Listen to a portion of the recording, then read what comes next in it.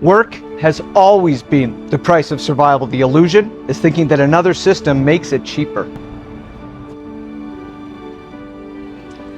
We love to treat capitalism as the great corrupter, the reason that we overwork, that we envy the rich, that we obsess over status. But strip away the labels and you're going to find the same behaviors everywhere. Why? Because many of them aren't cultural at all. They're biological. Primatologist Robert Sapolsky studied baboon troops and found that they stratify almost identically to human offices. Alphas, betas, alliances, resentment. Hierarchy isn't capitalist, it's mammalian.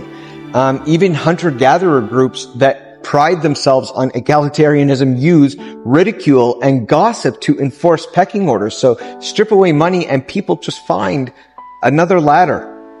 You see, resource hoarding is actually instinct. Archaeologists at Varna, Bulgaria uncovered 6,000-year-old graves. Some were dripping with gold, but others were bare. Long before markets, humans buried wealth to mark dominance. So behavioral economists like Kahneman show us it's not about survival, it's about relative position. It's better to earn less but be above the neighbor than to be objectively richer but below him in status. And that is envy that is coded in neurons, not in ideology. See, power always entrenches. Peter Turchin's cliodynamic models show elites everywhere overproduce and then scramble to protect status. Pharaohs did it with pyramids, Soviet apparatchiks with party perks, modern executives with stock buyback. Systems may differ, but the instincts, they rhyme. And this link with work as identity. Karl Marx thought that capitalism alienated us from our labor, but look closer.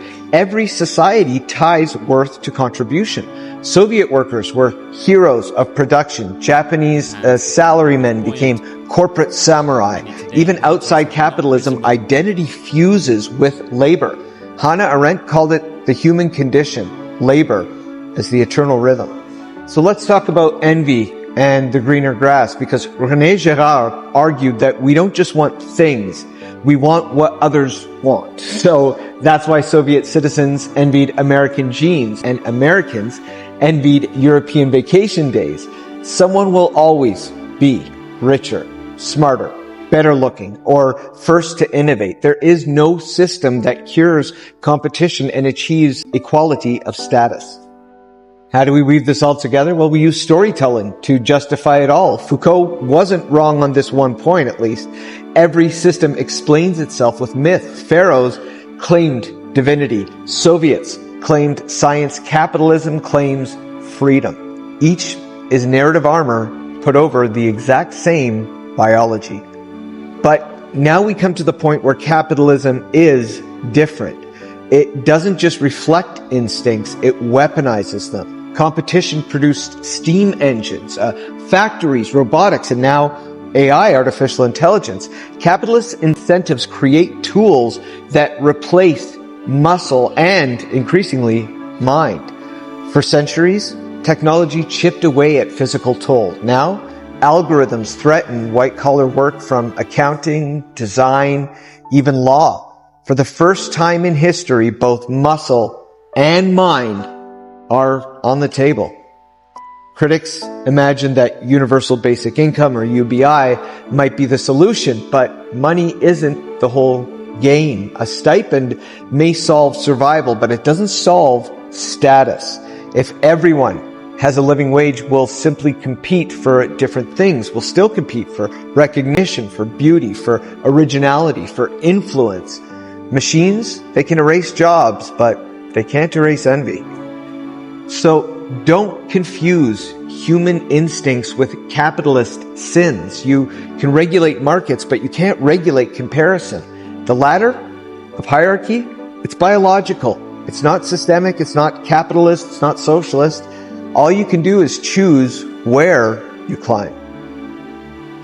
The rule to remember here is that work ends, envy doesn't. Listen, Capitalism didn't invent work, hierarchy, or greed. It amplified what biology already wrote, and in doing so, it created the very tools, automation and AI, that could make survival cheap and really, really enduring for the first time ever in human history. But when survival is solved, status takes over. So the challenge that we face, guys, isn't whether we can escape capitalism. It's whether we can escape ourselves, because the grass won't be greener under another system.